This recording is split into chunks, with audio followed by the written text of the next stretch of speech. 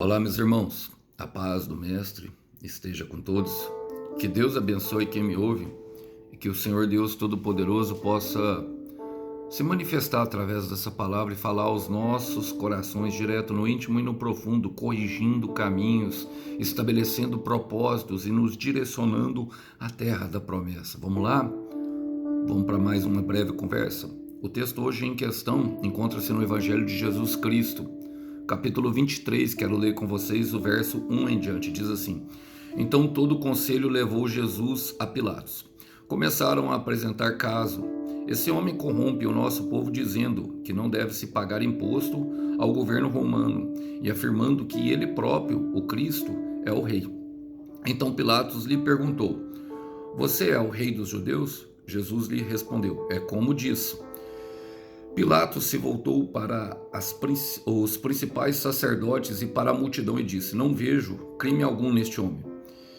Mas eles insistiram: Ele provoca revoltas em toda a Judéia com seus ensinamentos, começando pela Galileia e agora aqui, em Jerusalém. Glória a Deus, irmãos, por essa mensagem. Esse é o julgamento mais injusto. Mais injusto, porque em Jesus não havia pecado, irmão. Em Jesus não havia passos errados, minha irmã. Em Jesus ele era completamente inocente. E aqui nós vemos como Satanás trabalha na mente das pessoas e para arquitetar. Em determinado momento Jesus discursa para eles, relatado no livro de João, que o governante desse mundo já se aproximava dele. Embora ele não tivesse culpa, ele se entregaria, porque seria o sacrifício perfeito para os nossos pecados. Essa é a obra da cruz, esse é o propósito de Jesus, irmão. Ele se entregou por nós, ele se entregou por amor.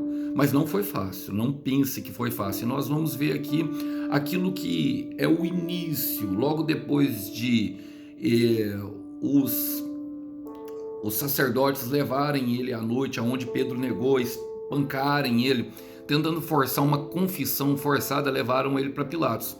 Mesmo não convictos, estavam decididos a levar Jesus até a cruz. E pensando nisso, quero fazer as aplicações pertinentes a esse texto. A palavra diz: Então todo o conselho levou Jesus a Pilatos. Versículo 1, capítulo 23. Irmão, aqui começa a orquestração do inferno para matar o nosso Senhor Jesus Cristo. E assim como Jesus, irmão, eu sei que eu prego aqui para pessoas que são os valentes de Deus, o profeta, os escolhidos. A diferença entre Jesus e nós, irmãos, é que às vezes nós pecamos e às vezes nós fraquejamos. Embora nós não devemos nos apoiar nessas desculpas. Por quê? Porque é na nossa fraqueza que o Senhor nos fortalece. Eu quero repetir, é na nossa fraqueza que o Senhor nos fortalece. Ele fala para Paulo: o meu poder se aperfeiçoa na sua fraqueza. E se o poder de Deus se aperfeiçoa na nossa fraqueza, devemos estar convictos que tudo nós podemos naquele que nos fortalece. O caminho não é se entregar à fraqueza, de maneira nenhuma. Mas devemos estar convictos, irmão. Vão armar contra nós. Vão armar contra você, meu irmão. Vão armar contra você, minha irmã. Não tem conversa contra isso, não. O diabo, ele é astuto, sagaz e sigiloso. Astuto é que ele é inteligente, mais inteligente até mesmo que muitos de nós, e até mesmo que todos nós eu faria. Ele é sagaz, ele é vivo, não desiste. E ele é sigiloso, age na sordina, age encoberto. Ele fica em silêncio. Então, o inimigo, ele se vale de pessoas que estão aqui andando no pecado, na mentira, para armar contra nós. Em Salmos 35, versículo 7, fala: Porque sem razão alguma fizeram planos maus para me destruir. Cavaram uma armadilha no caminho, por onde eu ia passar. Compreende? Ele sabe, irmão, por onde você vai passar. Tem uma armadilha te esperando. Não se engane com relação a isso. E vão fazer isso sem razão nenhuma, como fizeram com o Senhor Jesus. Muitas vezes, irmão, a perseguição ela vem sem razão nenhuma, bem porque você está obedecendo a Deus. E isso implica justamente aquele pensamento que nós temos duas escolhas: ou sofrer por amor a Deus, ou sofrer pelo peso dos nossos pecados, sendo escravos de Satanás. Nós que decidimos. O futuro está no nosso livre-arbítrio. No versículo 2 fala: começaram a apresentar o caso. Este homem corrompe um povo dizendo que não deve se pagar imposto ao governo romano e afirmando ser ele próprio o Cristo Rei. Vemos aqui, irmãos, duas mentiras. Por quê? Porque o Senhor Jesus disse: dai ao homem o que é dai a Deus o que é de Deus e a César o que é de César. Jesus não disse hora nenhuma para não pagar imposto, pelo contrário, ele diz que nós deveríamos nos submeter às autoridades, e é o que ele mesmo está fazendo aqui.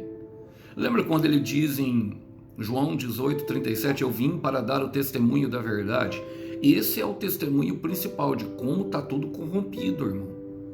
De como tudo funciona para parar aquele que resolveu fazer a vontade de Deus. Agora, a distorção da verdade é característica de quê, meu irmão? Da corrupção. Eles usaram também falando que Jesus Cristo é rei. E Jesus Cristo de fato é rei, mas não um rei deste mundo. E ele falava claramente isso. E eles usaram isso com Pilatos para reforçar, visto que a intenção deles é que eles queriam que matar. Por que eles levaram para Pilatos? Porque eles não podiam. Eles não podiam, senão eles se tornariam automaticamente assassinos e poderiam pagar até mesmo com a própria vida. Eles não podiam matar o mestre. Eles falam isso em João 18:31, tem um relato sobre isso, falam: nós não podemos, a nossa lei não permite. Por quê? Porque não encontraram nada, irmão. E a distorção da verdade para acusar é uma característica da corrupção, irmão. Hoje nós vemos muitas fábulas contadas, irmãos, e muitos acreditem em facilidade, em receitas vazias e milagrosas, em alcançar um milagre sem dedicação e sem esforço. É uma mentira com aparência de verdade. E eu estou aqui para te dizer, meu irmão, estou aqui para te dizer, sabe, de forma bem humilde mesmo, meu irmão, que se você acreditou, você se iludiu. Sabe, se alguém te disse que seria fácil, mentiu. E se você se acreditou, se iludiu. Não vai ser fácil, não tem história fácil para ninguém. Não tem, meu irmão, não tem. Essa questão de facilidade, ela é entranhada no mundo para trazer para nós, sabe, nos colocar na zona de conforto. E o maior inimigo do povo brasileiro é justamente isso, irmão. Acomodaram com promessas de picanha, com promessas, sabe, vazias. Nós percebemos isso, sabe, que o povo brasileiro é um povo acomodado. Nós precisamos despertar, irmão. Precisamos despertar para a vida. Olha, Jeremias 9:3. Curvam suas línguas como arcos para atirar suas flechas de mentira. Não dão importância à verdade. Eles vão de um crime a outro sem nem se lembram de que eu existo, diz o Senhor. O problema é esse, é que um abismo puxa o outro. E nós precisamos entender, irmão, precisamos nos posicionar do lado da verdade se nós quisermos vencer esse mundo. Se nós de fato quisermos andar com Deus, nós devemos nos posicionar do lado da verdade. Irmão, um mentiroso, ele é filho do diabo. E eu preciso dizer isso, um mentiroso, ele é filho do diabo. Irmão, mas você disse que Pedro mentiu. Sim, mas ele estava do lado de Jesus e corrigiu. Lá em Atos 4, versículo 29, ele diz para esses mesmos, ele fala: nós não podemos deixar, mesmo diante da pressão. Aqui aprendeu com o mestre, diante da pressão, depois de tudo que aconteceu. Não, nós não podemos deixar de falar aquilo que nós vimos e ouvimos. Aprendeu. E nós precisamos caminhar para aprender isso, precisamos evoluir. Olha, no versículo 3, Pilatos foi interrogar Jesus. Então Pilatos lhe perguntou: você é o rei dos judeus? Jesus respondeu: é como você diz. E aqui a gente precisa entender o que está acontecendo, irmão, porque a intenção do diabo é que caiamos no laço e nos comprometemos com a mentira. A forma como Jesus responde, o mestre não nega que ele é rei, mas mostra a Pilatos que a compreensão daquilo que os fariseus estão fermentando na cabeça dele não é a realidade como ele compreende. Como eu disse, Jesus não é rei desse mundo, e ele falava isso abertamente. Então ele estava tentando despertar Pilatos para a verdade. Jesus está na missão de resgate até ali no meio da pressão, irmão. E mesmo assim não se comprometia, não disse. É como você disse. E a gente precisa entender, irmão, que nós vamos ser colocados sobre momentos de pressão. E a grande questão é, quando estivermos sob pressão, vamos negar o mestre com mentiras para escaparmos rapidamente daquela situação? Ou vamos nos posicionar do lado da verdade? Olha o que Paulo ensina a 2 Timóteo para Timóteo. Paulo aprendeu também. Capítulo 2, versículo 25 e 26, passando de mestre para discípulo, fala: seja humilde quando estiver procurando corrigir aqueles que se opõem à verdade. Porque se você lhes falar com brandura e mansidão, é mais provável que eles, com a ajuda de Deus, abandonem as suas ideias e creiam na verdade. Então eles cairão em si e escaparão da armadilha da escravidão do pecado. Porque, irmão, o maior laço que aprisiona uma pessoa e ela se torna escrava de Satanás é a mentira. Se torna filho. Ali se torna filho, ali se torna, assim como tem os filhos de Deus, tem os filhos do diabo. Ali se torna filho do diabo, irmão. Não há mentirinha branca, não há mentirinha que abençoa ninguém.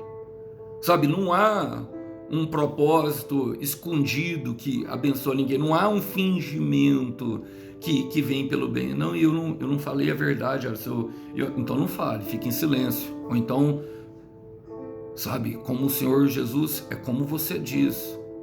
Mas a melhor maneira é se ficar calado, irmão. Quando eu não tenho condição de falar a verdade, porque eu sei que a pessoa não está preparada para ouvir, porque muitas vezes não estará, silêncio. Não se comprometa com a mentira. E Satanás vai colocar em momentos de pressão para que nós venhamos a mentir. Olha, o que Paulo fala, eles cairão em si e escaparão da armadilha da escravidão do pecado. Um laço, irmão, o laço do passarinheiro, que o diabo utiliza, e assim se poderão voltar a fazer a vontade de Deus. Essa é a outra verdade contida nas Escrituras. Mas Pilatos, irmão, nós sabemos, ele não pecou nem foi justamente por não acreditar, porque ele entendeu que Jesus era inocente. O grande problema de Pilatos não foi não colocar em prática, não decidir. Deu aos outros, fez o politicamente correto. Pilatos era o governador responsável e ele estava ali naquele momento para manter a ordem justamente durante a festa da Páscoa em Jerusalém. Essa era a atribuição que foi dada do imperador ao governador. Ele era governador da Judéia e ali ele estava ali, descia ali, tinha uma casa ali, ficava ali em momentos de festividade. E nesse momento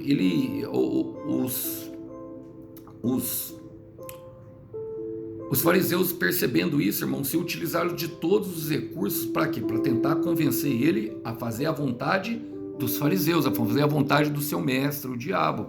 E olha o que fala: Pilatos se voltou para os principais sacerdotes e para a multidão, porque agora a multidão estava ali. Não vejo crime nenhum neste homem. Ele não viu, irmão.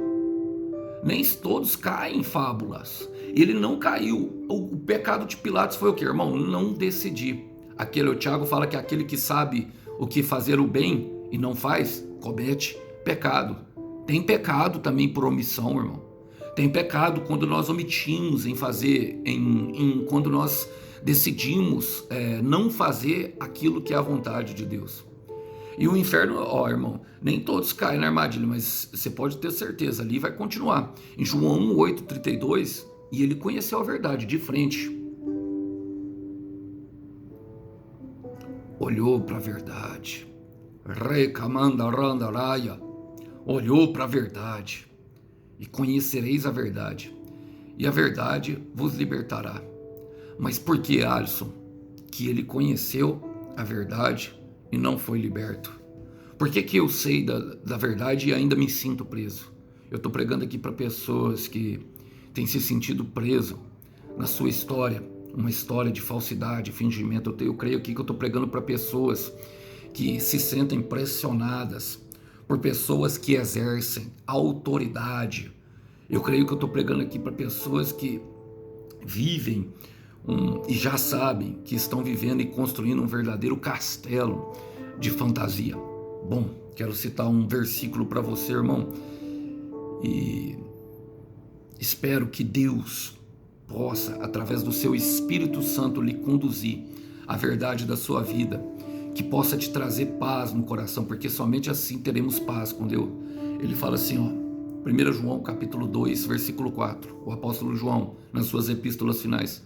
Agora alguém poderá dizer, eu o conheço, é o conhecimento da verdade, está falando de Cristo. Mas se não fizer o que Cristo manda, é um mentiroso, e a verdade não está nele.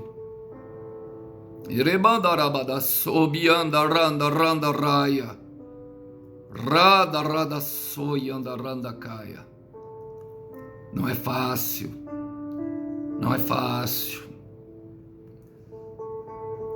não é fácil, não tem facilidade. Jesus não prometeu facilidade. No mundo tereis aflições, mas tem de bom ânimo, porque eu venci o mundo. Ele venceu, irmão. E por ele ter vencido, ele fala, para que em mim tenhais paz. E tudo que nós precisamos para fazer o que é certo, irmão, é dessa paz. Agora eu te falo algo. Se custa a paz, custa muito caro. Tem muitas pessoas oprimidas pelo diabo, porque eles estão se recusando a andar na verdade estabelecida por Deus. Olha, e aí a palavra fala, mas eles insistiam. E isso é uma verdade, irmão. O inferno não desiste, não vai desistir. Até hoje eu vejo, mesmo eles sabendo, irmão. Até hoje eu vejo isso. Olha, mas eles insistiam. Ele provoca revoltas em toda a Judéia com seus ensinamentos, começando pela Galileia e agora aqui em Jerusalém. Não funcionou a primeira de que ele era contra. Não funcionou a primeira de que ele era contra os impostos, ele era rei. E aí começaram a falar justamente sobre aquilo que Pilatos estava ali fazendo, como eu disse para vocês. Ele estava ali justamente porque Jerusalém e toda a Israel era um terreno bem propício a insurreições, a motins e a revoltas que poderiam tomar o governo do poder romano. E o fato de Pilatos estar ali era somente essa, meu irmão. E eles usaram demais uma mentira, porque o Senhor nunca, a revolução do Senhor é o amor, e a verdadeira revolução é o amor. O inferno não desiste, meu irmão, quando o assunto é derrubar um escolhido de Deus. Eu quero repetir, o inferno não desiste quando o assunto é derrubar um escolhido de Deus. Ele quer te derrubar, ele quer, meu irmão, te parar, ele quer, minha irmã, te levar justamente à ruína, para se tornar um escravo dele. Ele quer súditos, ele quer escravos, ele quer pessoas que obedecem o ego, a vaidade, a mentira. Ele está procurando, e ele anda ao derredor procurando quem possa tragar. 1 de Pedro capítulo 5 versículo 8 fala: estejam alertas e vigilantes. Vigia, irmão. Vigia, irmã. Porque o inimigo de vocês, o diabo, ronda em volta como um leão faminto, que ruge à procura de alguma vítima para devorar numa bocada só. Não tem conversa. Não tem conversa. Tem que escolher um lado. E se não escolher um lado igual Pilatos fez, já sabe, em cima do muro é dele, do lado de Deus é posicionado. E qual é a posição que nós vencemos, Alisson? Porque eu preciso dizer para vocês, a nossa vitória vem pela fé. Eu quero repetir, a nossa vitória vem pela fé, a fé na superioridade de Cristo e no Filho de Deus. Deus se posiciona em quem quer se parecer com o Mestre. 1 de Pedro 5, no versículo 9 e 10, ele fala: fiquem firmes, confiem no Senhor e lembre-se de que outros cristãos ao redor do mundo estão passando pelo mesmo sofrimento. Não é só nós. Ainda há 7.000 que não se dobraram a Baal. No versículo 10 ele fala: depois que vocês tiverem sofrido por um pouco de tempo, o nosso Deus de toda graça lhe dará por meio de Cristo a sua glória eterna. Ele virá pessoalmente, tomará vocês e os colocará num lugar firme e os fará mais fortes do que nunca. E quem caminha nessa direção, irmão, sabe do que eu estou falando. A mente se torna uma fortaleza. As palavras se tornam pergaminho. E o corpo se torna a resistência, templo do Espírito. Então não submeta-se, irmão, ao sistema que é cruel, sangrento, que imputa esse tipo de coisa em nós. Não estamos aqui para isso. E eu quero declarar, irmão. Eu quero declarar, minha irmã, sobre você, 1 de João, capítulo 5, versículo 4, para a gente terminar. Pois todo o Filho de Deus pode obedecer-lhe, derrotando o mundo. Com a nossa fé, conseguimos a vitória sobre o mundo. Vai pela fé, não vai pela ideia dos outros. Que os irmãos possam ficar com essa breve mensagem. A paz do Senhor Jesus esteja com todos. Até uma próxima. Tchau, tchau.